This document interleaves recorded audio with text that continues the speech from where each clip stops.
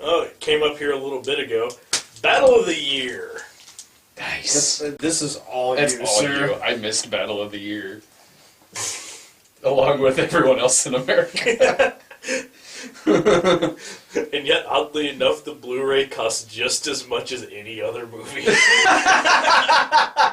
They gotta recoup their loss. Yeah, they gotta recoup what they paid fucking Chris Brown to be in it. That movie was one of the most pandering excuses for a movie I have ever seen. You gotta love it when the word pandering gets brought Dude, up. I saw their video on it. I've seen their video on it like 2 or 3 times because I love that video. But the fucking product, he's right. The fucking product placement that they describe in this movie is insane. Alright, Dave. It's a movie based on a documentary that shows the documentary in the movie. That's on your worst of the year list? That sounds amazing. And the fucking way that it's brought up. Dear God. Josh Peck, right? Josh fucking Peck with his weird fucking mouth and speech impediment. In his fucking, I used to be the fat kid, but now I'm not, so you should look at me. Fucking Franklin with a Y. Fucking bullshit. Talking to a guy who is a lifelong breakdancer, who apparently helped originate the fucking... Oh, it's Josh Holloway. Thing. Yeah, Josh Holloway. Telling him, like, oh man, you've never heard about this documentary, Planet B-Boy? Oh man, it's like the Bible for people that break dance. And he's like, I never fucking heard of it. He's like, here, let me show you. On this Sony what the fuck ever tablet. It's brand new. Check out what it can do. Boop. Pulls up Netflix. He's more or less narrating all this. Like, he fucking sells it. Like, it's like, yeah, this new tablet from Sony, I mean, it's pretty much the future. Pulls up Netflix. You fucking like watching Netflix loading and like, oh shit, it comes up. Searches up the fucking documentary. Like, check out He what doesn't this... have it in his instant queue? Fucking Right? check Well, it. fuck, if it's that good. It's Honestly, the Bible. I think I looked at, whenever this movie came out, I think I went home and tried looking on Netflix, and I don't even know that documentary was on, like, the Instant Watch. I might be wrong. Well, to be fair, the movie was made But, like 3 years ago. 3 years ago. But yeah, he pulls it up on there, like, check this out, and swipes it up onto the TV. And then they watch, like, seriously, for like the next 5-10 minutes of the movie, you're just watching them watching the actual documentary. Okay. I take back everything I just said about that sounding amazing. There's a point in it in which he shows I mean, that's up. gloriously ballsy. just fucking go for it like Yeah. that. Oh yeah, I'm sure that the writer is just sitting there fucking just jerking off to himself. I'm so fucking brilliant. My favorite part of you guys' review was when he started talking about Josh Peck, and Sarah goes like, I don't really know who he is, and you very sarcastically goes, oh, you should see him at ATM, he's much better in that one. And Sarah goes, really? And you're, no! She's known me for over a decade. How does she not know when I'm saying something stupid? I wonder if you hadn't corrected her, if she was gonna go watch ATM. Oh god, I would have felt so bad. I watched that fucking movie you recommended. I would have felt terrible. And yeah, Josh Holloway, you think it's going to be like a story of like redemption and like getting better. No. He starts the movie as a blind alcoholic and he ends it just the same way. There's like one... Because he just had to act in Battle of the Year. There's one moment in the movie where it seems like he's going to give up alcohol and knuckle down and really show the world what he's got. Oh, he doesn't pour it out. He just, like, closes his flask and, like, throws it away, I think. But then, like, the next scene, they're like, ah, man, we just landed here in Paris. Here, we should celebrate. Wait, so that's... He's in another country. Those are different rules. Yeah. As long as you're in another country. Well, you don't want to drink the water. They're in France. I've never heard that being a thing about France. Fucking Carrie. Ooh. Oh, you're just a Stephen King hater, Dave. I do fucking hate Stephen King. I won't pretend to deny it, and it's, you know, not because I've never read anything by Stephen King. He just prefers Dean Koontz. Exactly. Right? Yeah. I do just fucking Phantoms. Word, bitch. Phantom's like a motherfucker. No, I'm not a Stephen King fan anyway, but I do like many movies that are based off of his work, and I love the original Carrie, and going in, I saw no point to remake it. Considering it's already been remade. Yeah. Twice, right? I mean, Well, there was the TV remake, and there was The Rage, Carrie 2. yeah.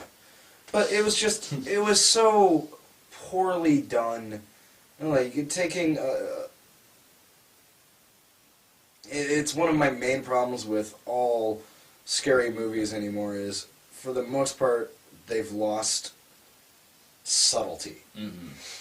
Like, that's what I loved about Carrie, was the slow build-up. Mm-hmm. And then you see this person's world come crashing down in a horrific manner, and there's no surprise to this because we all know the fucking story. So. The trailer. Yeah. The trailer, which is just a short film. Yeah, and it was so poorly directed, and... You will know her name. Yeah. Because it's the name of the movie. Yeah, it's the title. Just poorly... The special effects were fucking cartoonish at best. Yeah. And I think they were trying to find a middle ground between the book and the movie, and they failed at both. Was part of the movie just somebody looking at, like, the script on, like, you know, like, microfiche? Shit. Like, scrolling through, like, newspaper clippings? Oh man, are you an outcast? You should watch this movie, Carrie. It's on Netflix. It's the Bible for us outcasts. Watch the original for 5 minutes. Yeah, I understand that in the book, rocks fall out of the sky, and that's how the fucking book ends. But it had something leading up to it. In this movie, literally, you go through the whole story of Carrie, which you already fucking know, and you see it with bad special effects, and it looks like, you know, when she's flipping out instead of, like, anything that Sissy Spacek did that was amazing in the original. You have, what's-her-nuts, looking like a puppet on strings doing hand motions like this and whipping electrical cords with fucking CGI, obvious CGI fire shooting up out of fucking nowhere. If I remember right, too, Sissy Spacek, I don't even remember, like, she just kind of, like, looking mortified and, like, just glancing in direction. yeah, Yes! she was doing it with her eyes. It was fucking creepy as And shit. that's why it worked. It's creepy as fuck, and it's the subtlety of it. You still understand that she's causing this to happen, but you don't need someone doing the fucking wizard arm moves like like a fucking warlock or some shit. And if I remember, and correct me if I'm And then wrong, rocks fall out of the sky for no fucking reason. That's what I mean. Like, No fuck rocks. Well, the movie was obviously written by someone who spends a lot of time as, like, a DM.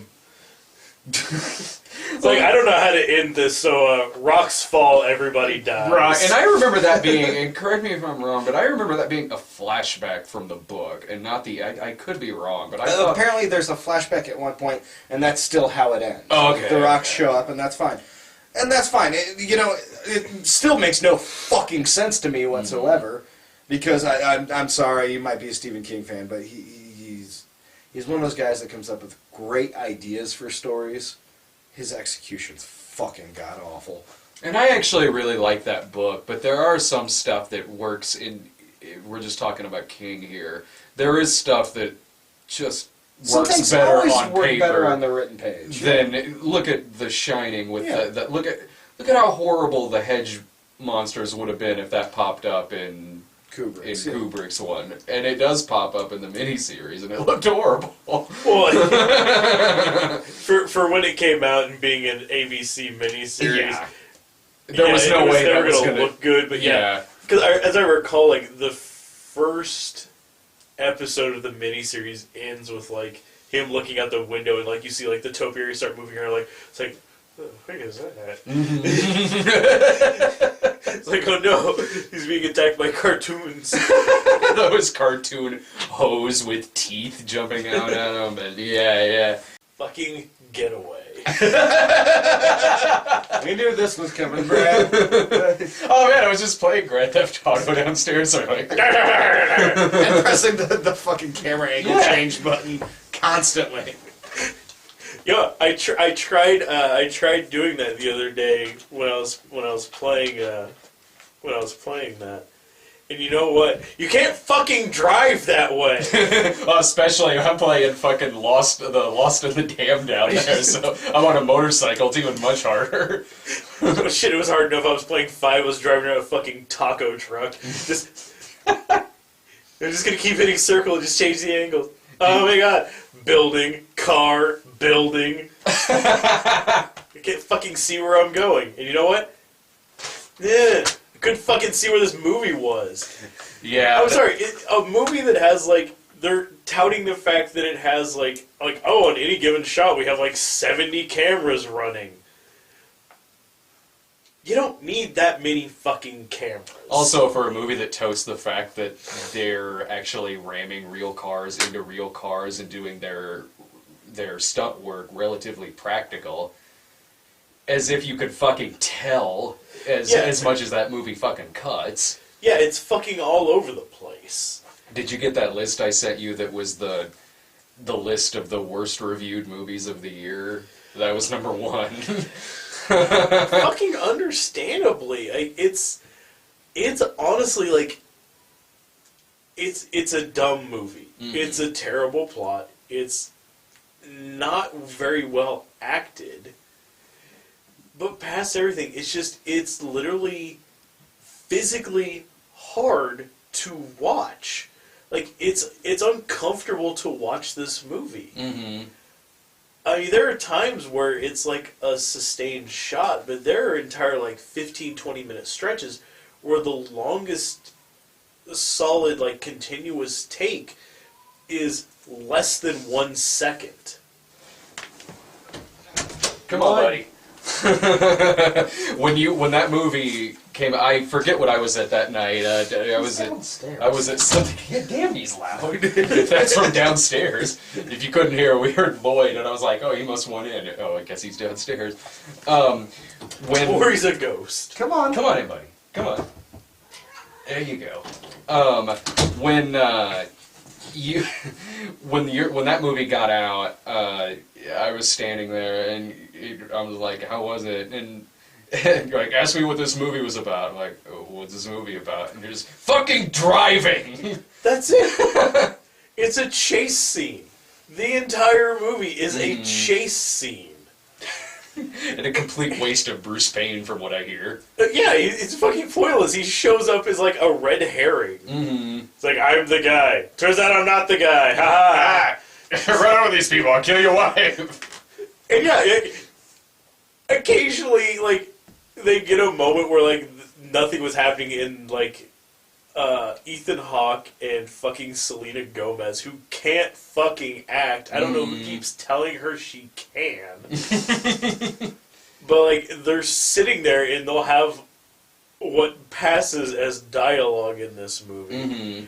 And then, out of nowhere, just over the fucking, like, they'll get a call and, like, put it on speaker in, like, the car. And it's just, something like drive into a crowd of people, or I'll kill your wife. Like, what? I can't do that. You'll do it. I'll kill her. Like, alright, fine. Okay. It's one of those things. Is like, if Ethan Hawke has a family member or a loved one in trouble, he is very open to suggestions. Well, yeah, he's Brent Magna. Yeah, Brent fucking Magna. Race car driver. The Internship. Oh, come on, bro. Let's go grab a cold one, bro. And you just described the entire... Let me say this. The Internship is at 5. Mm-hmm. Imagine the rest of the list. So yeah, the Internship's the video that started out with Jake setting his ticket on fire. That movie made me laugh. Twice. Mm-hmm. Once it made me laugh for real. And once just out of sheer desperation because I needed to fucking laugh again. Yeah. I like We've been to Vince. those movies. I like Oh, Vince yeah. Vaughn. I like Owen Wilson. They should never make a fucking movie together again. Because I'm sick of that fucking shtick. Well, yeah, especially a movie that should have been made 5-6 years ago. Yeah. Fucking no. That's a movie that should have been made 15 years ago if part of their shtick is that they don't know how computers work. Yeah. Like, really? They don't... They don't know computers, but they know people. And Flashdance. Flashdance. They know Flashdance. This is a script that was written in the 90s.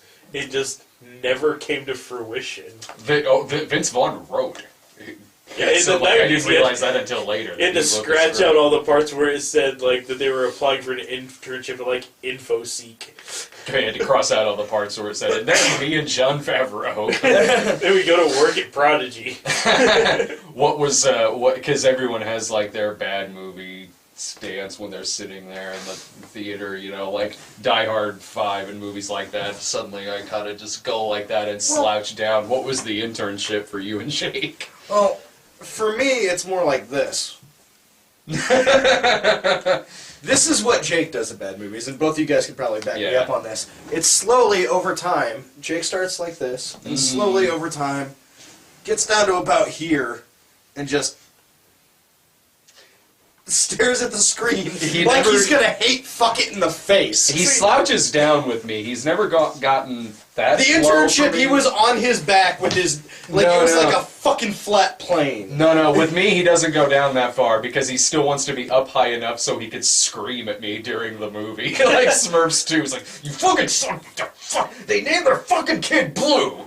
No, and you know, both of us had like that desperation laugh, and both of us just looked at each other and nodded and just went, Yeah. and kept watching it. It was so fucking stupid. See, is it terrible that I've been to enough movies, they're almost universally bad movies, that I honestly thought that you sitting like that was just your normal movie pose.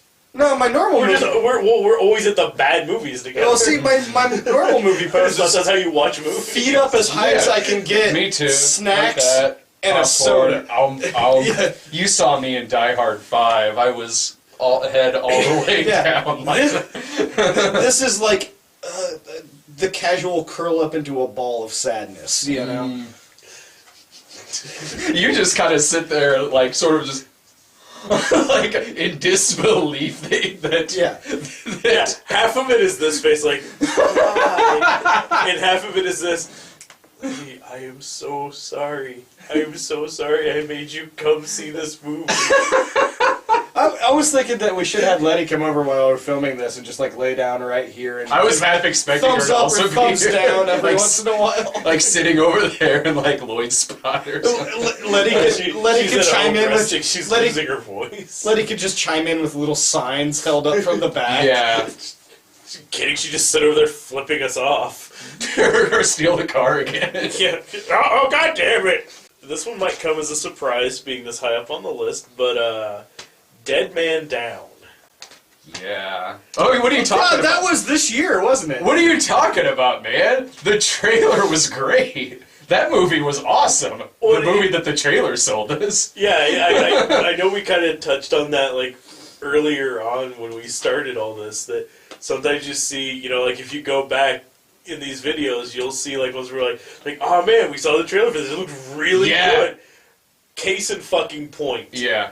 That trailer was for a different fucking movie than what we got. Yeah. The plot, characters, everything. Yeah. Scenes, whole scenes, dialogue. I have shown the theatrical trailer to so many people and asked them, like, okay, explain to me based off this trailer what's the plot about. Oh, well, they're trying to kill Terrence Howard. Fucking wrong! Yeah. They're trying to kill Terrence Howard because he mangled up Noomi Rapace's face, and she blackmails Colin Farrell into going to kill Terrence Howard, who is Colin Farrell's boss. That's what the trailer says it's about. That's not what that fucking movie's about. At all. Fucking at all. And I don't know if it'll make mine worse, but if I had to grade solely on disappointment alone, top 3. And that is seriously like why that one's so high up on the list for me. Like, it's like the way it was made. Like, it's a decently made movie. It is. When the actiony parts are going, it's good. Dominic Cooper, he's good. And then Terrence Howard, it's not the strongest film of his I've seen this year, which incidentally seems like a lot of movies. I've just seen so many Terrence Howard films. I mean, Prisoners, Best Man Holiday. Yeah, it wasn't Prisoners. The Prisoners is fucking good. Yeah, I finally got around to watching that. Yeah, that's really fucking good. Box full of fucking snakes? Yeah. Fuck you! But, yeah, that one is making number 4 on my list based solely on the level of fucking disappointment it was. Because I remember we were very much like from the moment we saw that fucking trailer, Yeah. like, fuck, that looks like it's going to be legitimately good. Fucking really want to see this movie. And then it was nothing what we were sold. Nothing at all, and that made it such a frustrating sit, because I don't know where it hit you in the movie, where it was like, okay, this is bad, but for me, like, probably the first half, I was still trying. Like, for the first half of it, I was still I wanted to like this. Yeah, I was still trying, but I was so in the fucking dark as to what was going on. Like, yeah, it kept they killed Paul. Things like, who the fuck's Paul? Why does everyone care? There were so many things that they were so poorly explained, or just not at all. It was frustrating on every level that it could be. Yeah. Yeah, and in case you're wondering, Noomi Rapace has nothing to do with what is actually going on in this movie. She's blackmailing Colin Farrell because she's scarred up from getting hit by a drunk driver, and she's blackmailing him to, like, fuck up the drunk driver. It's a subplot that doesn't really fucking need to be there. She has nothing to do with Terrence Howard, or fucking idiot. It sucked ass. With the exception of she gets kidnapped at the end to be a damsel in distress that he has to rescue. To fuck up his plan. Yeah. Like, you could seriously edit her completely out of the film. Mm-hmm. Like, if you tried. I mean, obviously, like, you can edit that film to be anything you fucking want it to be. Mm-hmm. The trailer proves that. I want to see some kind of edit of that movie that is the plot of the trailer. Like, if someone can take that movie and actually re-edit it to make it look like it's the plot of the... I would like to see that, quite honestly. It might be because that trailer made that movie look amazing. I remember looking forward to that movie, and then you guys went and saw it, and it was just like, ooh. Yeah, we were crushed. Oh my god, it was still the biggest fucking disappointment of the year. So yeah, that's why I fucking number 4. Past here, it is fucking bleak. The rest of the list. So, what do you got? Number 4 is One Direction, This Is Us. Again, crushing disappointment. That's really what it is. Alright, just flat out honest, I knew I wasn't going to fucking like it going in. Me too. Because I don't give a fuck about the subject material. I don't like the fucking boy bands. For the most part, I fucking hate pop music anyway. Mm-hmm. The reason it's on my list is because it failed at being a documentary. Mm-hmm. I agree with you. Now, a good documentary, I understand, can be very difficult to make. But making a bad documentary has gotta be really hard. To fail that fucking completely at pointing a camera. You also don't really have to necessarily like the subject or To be enjoy fan a of the subject documentary. To enjoy a documentary. Yeah. I've No. seen documentaries of bands that I don't particularly like, but I like the documentary on it because you can still make... Fuck, there was a fascinating documentary about, like, the Helvetica font, right? Yeah. I love that font. movie. Yeah, that was actually really good, and it's about a font. Yeah. You can make a good documentary out of that. And this, yeah, I'm with you on Why is One Helvetica Direction. so prevalent? Why is bad taste ubiquitous? The line from that fucking movie, and I love it. I like that.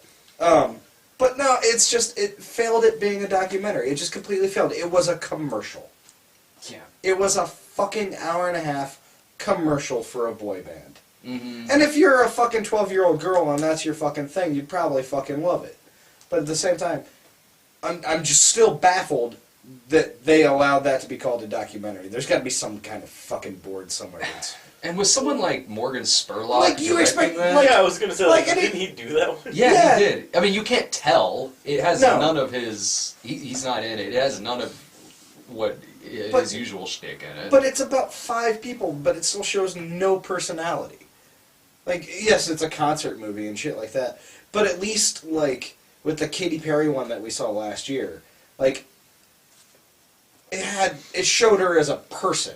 yeah, Like, a fucking crazy person, but a person nonetheless. And, I mean that movie like had the benefits the right word, but in terms of making that a more interesting documentary than this one, the Katy Perry one happened to be made like when she was going through a divorce and Yeah. stuff like that. I mean, there was some kind of human aspect to that movie. It wasn't a great movie, but it had more of a personality to it than Yes. the One Direction one. but this, I mean, it's just like, you know, hey, boys done good, they're buying houses for their moms, yay, they're rich and shit. And they like to goof around, and then they sing songs, insipid, stupid fucking songs. Mm-hmm. That movie was torture for me. It was, It not only did I hate everything that was on screen, I just hated the very idea behind it. Yeah. It just, It was exactly what I thought it was going to be. see, I at least expected it to be a documentary. With Morgan Spurlock, I expected to not like it and not like the subject matter and not really give a fuck, but I at least expected it to actually be a documentary, and it wasn't that. If I only knew of just the title, the synopsis of it, and that Morgan Spurlock was attached, I would have thought it was going to be something. I would have thought he would have been in it somehow, and it's Yeah. about him and the band, which would have been far more interesting than what they did with it. But Yeah. having seen all the trailers for it, Yeah. it was pretty much what I thought it was going to be. Yeah. And it sucked. It was bad.